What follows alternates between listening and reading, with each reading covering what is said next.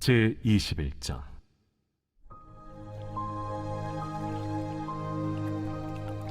그 후에 예수께서 디베랴 호수에서 또 제자들에게 자기를 나타내셨으니 나타내신 일은 이러하니라.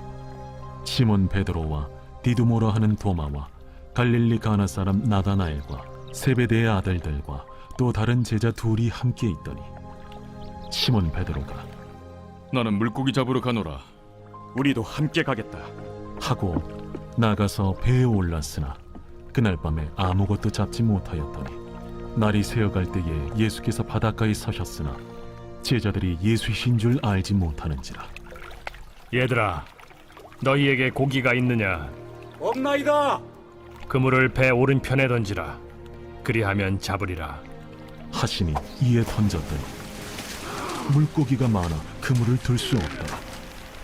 예수께서 사랑하시는 그 제자가 베드로에게 이르되 주님이시라. 시몬 베드로가 벗고 있다가 주님이라 하는 말을 듣고 겉옷을 두른 후에 바다로 뛰어내리더라. 다른 제자들은 육지에서 거리가 불과 한 50칸쯤 되므로 작은 배를 타고 물고기 든 그물을 끌고 와서 육지에 올라보니 숯불이 있는데 그 위에 생선이 놓였고 떡도 있더라. 지금 잡은 생선을 좀 가져오라. 시몬 베드로가 올라가서 그물을 육지에 끌어올리니 가득히 찬 큰 물고기가 153마리라.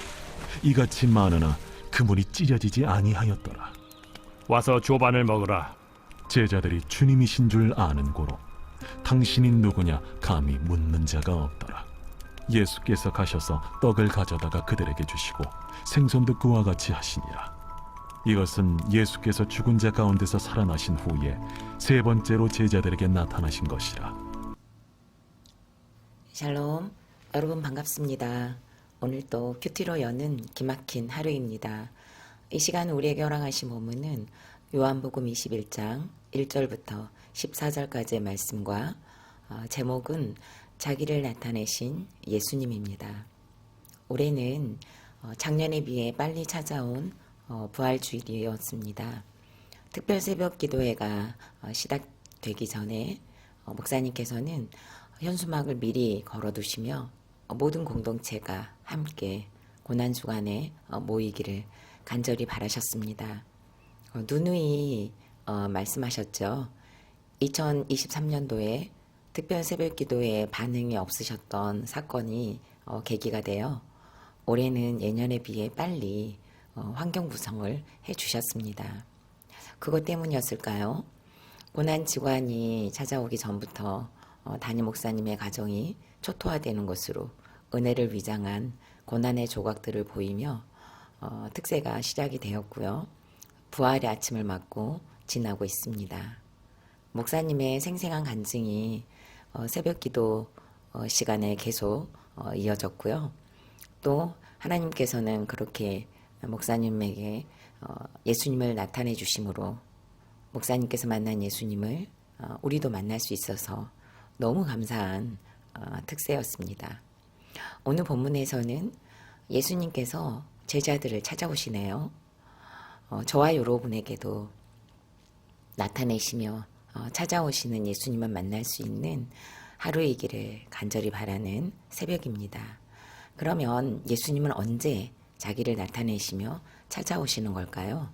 첫째로 아무것도 잡지 못한 밤에 찾아오십니다. 1절과 3절입니다. 그 후에 예수께서 디베랴 호수에서 또 제자들에게 자기를 나타내셨으니 나타내신 일은 이러하니라. 시몬 베드로가 나는 물고기를 잡으러 가노라 하니 그들이 우리도 함께 가겠다 하고 나가서 배에 올랐으나 그날 밤에 아무것도 잡지 못하였더니. 아멘. 1절 말씀에서 그 후에란 예수님께서 안식 후 첫날 저녁에 제자들이 유대인들을 두려워하여 문을 닫고 모여 있었죠.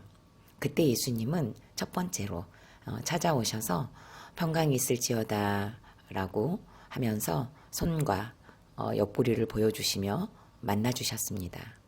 그리고 8일이 지난 후에 제자들이 다시 집 안에 있을 때 문을 닫고 있었는데 예수님께서 들어오셔서 의심하는 도마에게 옆구리를 만져보라고 하시며 믿음 없는 자가 되지 말고 믿는 자가 되라고 하시며 위로를 해 주셨습니다. 부활하신 몸을 보여주시고 다시 찾아와 2번씩이나 나타내시며 찾아오셨지만 제자들은 여전히 두려움에서 자유롭지 못했기에 자포자기한 심정으로 옛 생활로 자연스럽게 찾아온 것입니다. 사람을 낚는 어부가 되어야 했지만 아직 사명이 불분명한 7명의 제자들이 모여있는 디베랴 호수에 예수님은 또다시 찾아오신 것입니다. 부활하신 예수님을 보았고 만났지만 무엇을 해야 할지 몰랐습니다. 결국 제자들은 자신들이 했었던 일터를 찾아 어부의 생활로 돌아가고자 했던 것입니다. 7명의 제자 중에서 시몬 베드로가 먼저 입을 엽니다. 정말 성질이 급한 제자인 것이 너무도 분명하죠. 항상 먼저 가고 먼저 말하고 먼저 다짐하고 먼저 장담하는데 지금도 먼저 나는 물고기를 잡으러 가노라고 했습니다. 이 말을 듣고 있던 다른 제자들도 어쩔 줄 몰라 하고 있었는데 베드로가 그렇게 말을 하니까 우르르 몰려들어 우리도 함께 가겠다고 나섭니다. 언제든지 고기를 잡을 수 있을 것 같았고 예전처럼 때에 맞는 수확량을 얻을 수 있을 것을 의심하지 않았던 것 같아요. 그 옛날 손맛을 느껴보기 위해 배에 올라 정말 오랜만에 고기 잡던 생각을 너무도 당연히 추억하며 배에 올랐을 것입니다. 하지만 이게 웬일입니까? 배에 올랐으나 그날 밤에 아무것도 잡지 못했습니다. 한 마리도 잡지 못한 것입니다. 날이 새도록 고기잡이를 했지만 그 어떤 것도 수확하지 못한 것입니다. 제자들은 예수님이 계시지 않자 유대인들이 두려워서 모였고 예수님을 만났는데도 여전히 사명보다는 두려움이 컸기에 고기를 잡으러 배에 올랐습니다. 얼마나 고기를 열심히 잡았을까요? 이들이 알고 있었던 모든 지식을 총동원해서 고기를 잡았을 거예요. 날이 새어갈 때라고 굳이 언급한 이유는 그만큼 마음을 졸이며 어떻게 해서든지 어획량을 효과를 보기 위해서 몸부림을 쳤다는 것을 의미하기도 해요. 예수님이 바닷가에 서 계셨지만 예수님이신 줄 알아보지 못했습니다.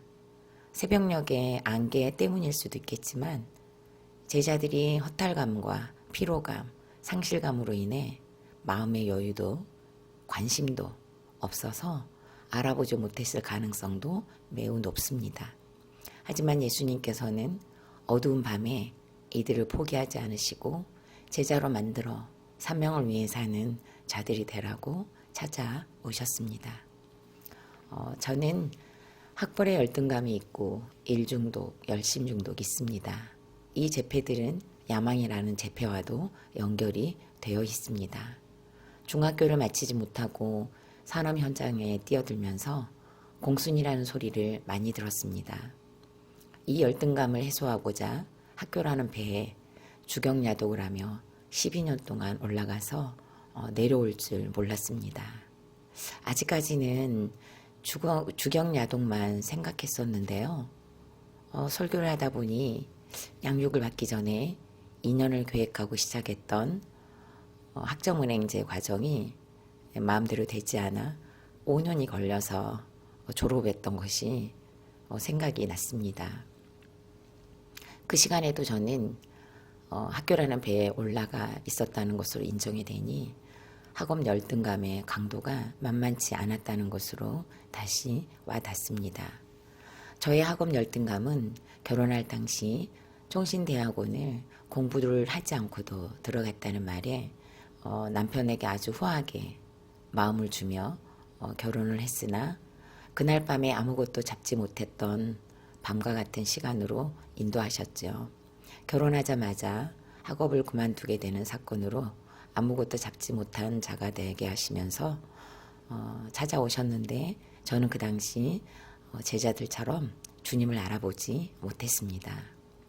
또한 딸이 고등학교를 선택할 당시 중학교 내신이 그다지 나쁘지 않았기에 디자인 학교를 선택하면 등급을 수월하게 받고 원하는 대학을 쉽게 갈 수 있겠다는 저만의 계산을 했었습니다.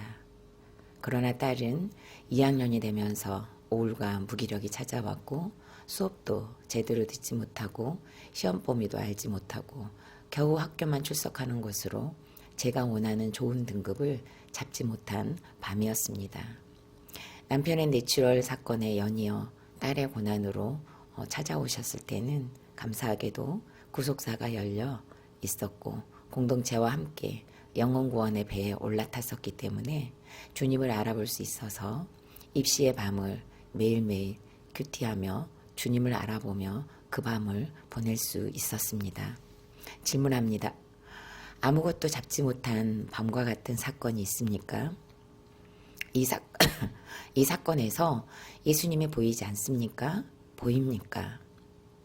아무것도 잡지 못한 밤을 지나는 거기에 예수님이 기다리고 계실 것이 믿어지나요? 두 번째로 순종하기를 바라시며 찾아오십니다. 5절, 6절, 11절 말씀을 읽어드리겠습니다. 예수께서 이르시되 얘들아 너희에게 고기가 있느냐? 대답하되 없나이다. 이르시되 그물을 배 오른편에 던지라. 그리하면 잡으리라 하시니 이에 던졌더니 물고기가 많아 그물을 들 수 없더라. 시몬 베드로가 올라가서 그물을 육지에 끌어올리니 가득히 찬 큰 물고기가 153마리라. 이같이 많으나 그물이 찢어지지 아니하였더라. 아멘. 밤새 수고한 제자들을 향해 예수님은 얘들아 너희에게 고기가 있느냐? 라고 너무도 친근하게 물어보십니다. 제자들은 없다고 대답을 하네요.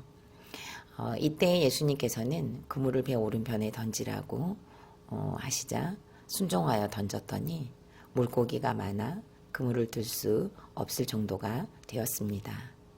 이미 밤을 새워가며 던졌으나 아무것도 잡지 못했는데 다시 한번 그물을 던지라는 순종이 있었습니다.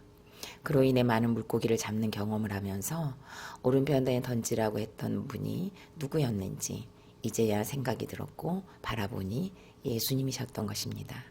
가장 먼저 예수님을 알아본 제자는 요한이었고 예수님이라는 사실을 알고 베드로는 옷을 입고 물로 뛰어들어 예수님께 가고자 했습니다.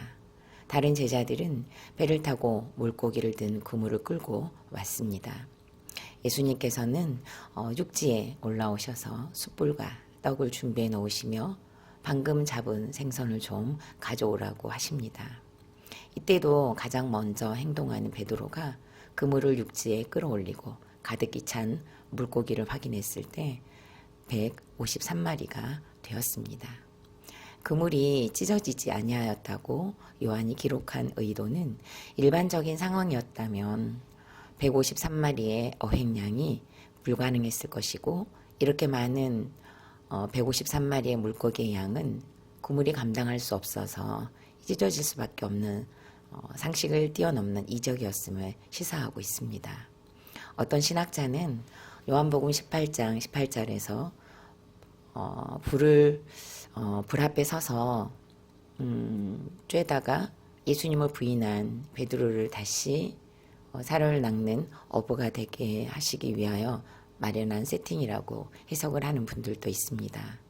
다른 제자들은 이런 상황이 아무렇지 않을 수 있을지 몰라도 추울 때 불을 쬐다가 예수님을 부인한 베드로는 숯불을 보자마자 그때가 생각났을 것이라고 보았습니다.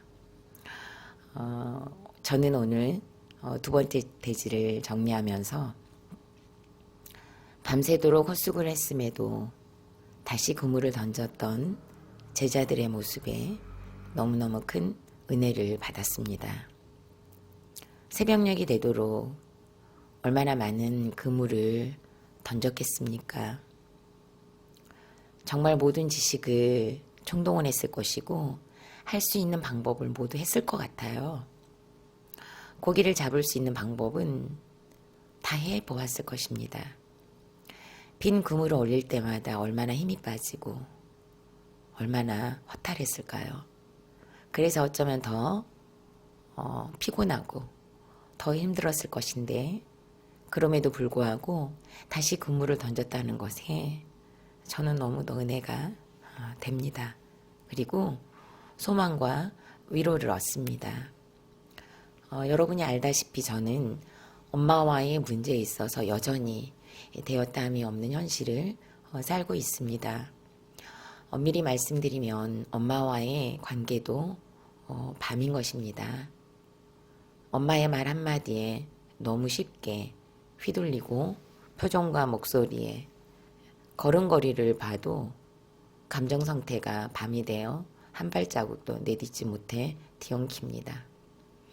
하나님께서는 엄마를 잡고 살짝만 움직여도 저는 그 기운에 비해 훨씬 과하게 휘둘리고 과하게 엎어지고 넘어지고 꼬꾸라지고 내동댕이 쳐지는 일상이 반복되는 것 같습니다. 어쩌면 이리도 안 될까를 날마다 직면하는 것이 저에게는 또 다른 고난의 밤이 되어가고 있습니다. 담임 목사님께서 아버님과의 관계를 뛰어넘는 은혜를 나누시고 이번에는 14년이라는 시간을 지나는 동안 겪었던 문제들을 뛰어넘고 용서로 성큼성큼 나가시는 모습이 정말 너무너무 큰 은혜가 되면서 순간 저를 보니 여전히 제자리에서 빙빙 돌고 있는 것 같아 좌절이 되고 비참하고 낙심이 되는 것을 부인할 수 없었습니다. 독살 맞고 독사 같고 이상한 딸이고 페루나라는 것을 인정하면서 오늘까지 살아낼 수 있었는데도 여전히 새벽녘은 멀어 보이고 많은 해석들이 있었지만 누리지 못한 믿음의 현주소가 너무너무 답답합니다. 날마다 엄마 이야기를 해야 하는 것도 한심하게 느껴질 때가 있고요. 계속 듣고 있어서 짜증이 난다는, 이제는 다른 것을 듣고 싶다는 지체의 말씀도 너무 이해가 되어 죄송한 마음도 들었습니다. 그런데 하나님께서는 그럼에도 불구하고 그물을 오른편에 던지라, 그리하면 잡으리라 하시니 이에 던졌더니 라는 말씀을 저에게 주시는 것 같습니다.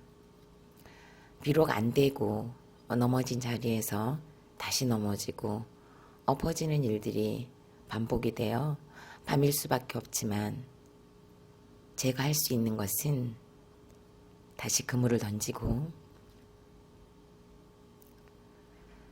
다시 그물을 던지는 것이라고 하시는 것 같습니다.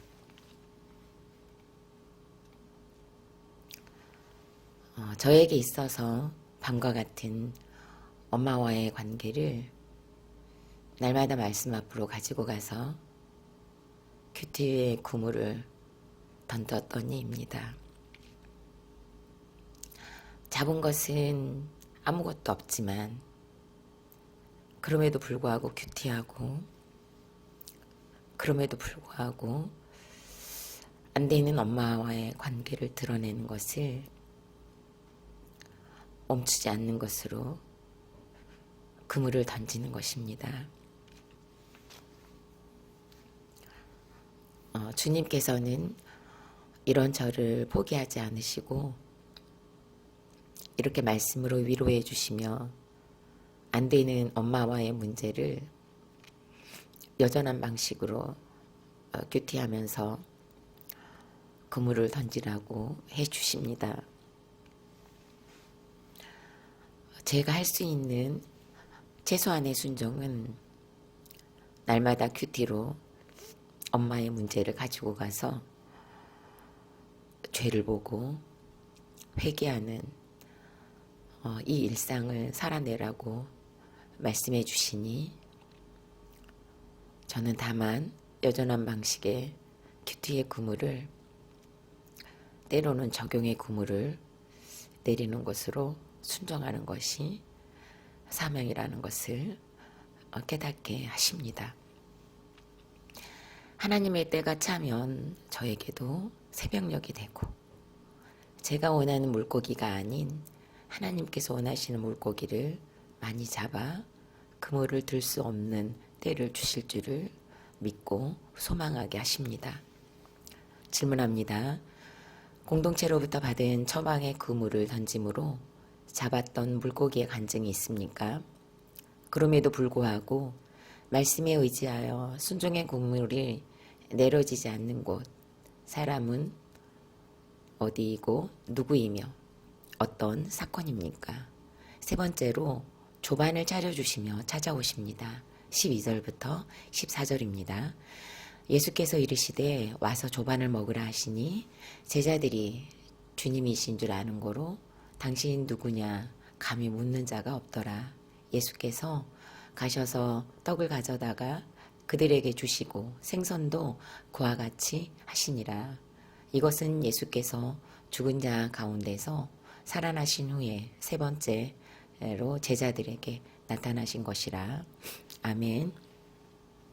예수님께서는 밤새 수고한 제자들을 위해 따뜻한 한 끼 아침상을 준비해 주셨습니다. 헛수고를 했기 때문에 유독 더 많이 시장했을 제자들을 위해 피로감으로 온몸이 무거웠을 제자들을 위해 숯불 위에 구운 생선과 떡을 준비하셨습니다. 예수님께서는 친히 와서 조반을 먹으라고 하셨습니다. 우리가 평범하게 쓰는 말로 표현을 해보자면 배고플 텐데 어여들 와서 아침을 먹어라 라고 너무도 따뜻하게 말을 걸어주신 것입니다. 그리고 준비한 생선과 떡을 가져다가 제자들에게 나눠주셨어요. 제자들은 아무 말도 하지 못한 채 그냥 받아 먹습니다. 본문에서는 예수님인 줄 아는 제자들은 감히 누구냐고 묻는 자가 없었다고 해요. 예수님을 부인했던 베드로를 비롯해 예수님께서 십자가형을 당하실 때 어느 한 사람도 예수님 곁에 머물지 못했다는 죄송함과 예수님의 사랑의 간격이 너무 커서 할 말을 잃게 했을 것 같아요. 그리고 또 부활하셔서 2번씩이나 나타내 주시며 찾아주셨는데도 아랑곳하지 않고 고기를 잡으러 왔던 자신들의 믿음의 현주소가 그대로 드러났기에 그 어떤 말로도 설명할 길이 없었을 것입니다. 묻는 자가 없었다는 것은 모든 사실을 인정했다는 것도 포함되어 있습니다. 예수님께서는 이날 제자들에게 찾아오셔서 차려주신 조반을 먹는 것으로 피로하고 연약한 육적으로는 큰 힘을 얻었고 예수님을 잃어버림으로써 허물어지고 나약해진 그래서 혼돈 가운데 있던 영적인 필요까지 채워주시며 이들을 포기하지 않으시고 따뜻하게 품어주셨습니다. 이러므로 제자들을 사람을 낚는 어부가 되는 회복의 시간을 주신 것입니다. 요즘 성도님들과 함께 우리들 교회에서 열리고 있는 큐티 세미나를 참석하고 있습니다. 어제도 그날이 되어 세미나에 다녀왔습니다. 하나님께서는 너무너무 제가 안 되니까 이것이 애통하셔서 큐티 세미나를 열어주셨다는 생각을 했습니다. 도저히 안 되는 저에게 하나님께서는 큐티 세미나로 조반을 차려주셨다는 것으로 해석이 되어집니다. 우리들 교회 성도님들과 함께 한자리에 모여 각자의 고난의 떡을 나눠주시고 고난의 생선을 나눠주시면서 저의 고난도 나누게 하시는 것으로 찾아와 주셨다고 깨닫습니다. 제자들에게 계속 나타나셨지만 제자의 사명을 감당하는 자리로 나아가지 못했습니다. 그래서 이번에 세 번째로 죽은 자 가운데서 살아나신 후에 다시 나타내시며 찾아와 주신 것이죠. 포기하지 않으시고 계속 찾아와 주십니다. 이렇듯 저에게 세미나의 조반을 차려주시면서 찾아와 주셨다는 것이 믿어집니다. 소그룹에서 조장님께서 이제는 엄마의 어린 시절, 유년 시절을 알아보고 엄마의 스토리를 좀 이제는 알아보라고 처방을 내려주셨습니다.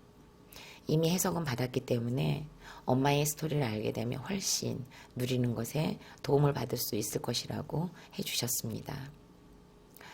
차려주신 조반에서 조장님의 처방을 마음에 두고 그동안도 궁금했으나 움직여지지 않았던 엄마의 스토리를 찾기 위해 은혜를 구하려 합니다. 궁금했으면서도 움직이지 않았던 이유는 학대한 엄마에 대한 정보 수집이라는 동기가 인정되었기 때문에 사실은 멈췄었던 일입니다. 그런데 이번에 이제는 구원과 거룩의 목적을 두고 엄마의 유년 시절을 알아보는 은혜를 구하는 때가 되었다는 생각을 하게 하십니다. 여러분들도 함께 기도해 주시기 바랍니다. 질문합니다. 나는 날마다 차려주시는 큐티의 조반을 잘 먹고 있습니까? 나는 영적으로 육적으로 건강합니까? 연약합니까? 이것을 위해 내가 해야 할 구체적인 적용은 무엇입니까? 마지막으로 4월 2일 보석상자입니다. 스스로 죄인이라고 고백하는 이들의 모임보다 아름다운 공동체는 없습니다. 다 같이 기도드리겠습니다.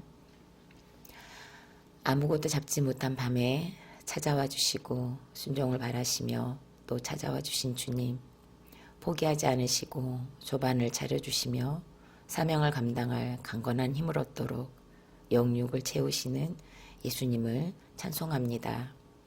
학업의 열등감으로 12년 동안 밤새 학교에 그물을 던졌으나 그것도 모자라 다시 학교에 그물을 던졌지만 그래서 남편이 총신대학원생이라는 이유로 학업 열등감을 해소해 줄 것 같아 결혼을 했는데 결혼하자마자 학교를 그만두는 것으로 아무것도 잡지 못한 인생으로 찾아와 주신 주님을 찬송합니다. 딸도 좋은 내신을 꿈꾸며 선택한 학교에서 우울과 무기력을 거듭하며 10개의 학교에 원서를 냈지만 모두 떨어지는 빈배로 찾아와 주신 그때의 주님께 영광을 돌립니다. 지금은 엄마와의 관계가 밤입니다. 어쩌면 이리도 즐기고 안 되는지 좌절이 되고 낙심이 되고 비참한데 그럼에도 불구하고 그물을 던지라고 하신 말씀에 엄청난 위로와 소망을 얻게 하시니 감사합니다. 너무도 안 돼요. 큐티 세미나라는 조반까지 차려주시니 감히 묻는 자가 없는 제자와 같습니다. 비참한 저를, 안 되는 저를 드러내며 하나님께서 허락하신 엄마의 밤에 잘 묶여서 날마다 큐티의 그물을 던지는 일을 멈추지 않게 하여 주옵소서. 예수님의 이름으로 기도드립니다. 아멘.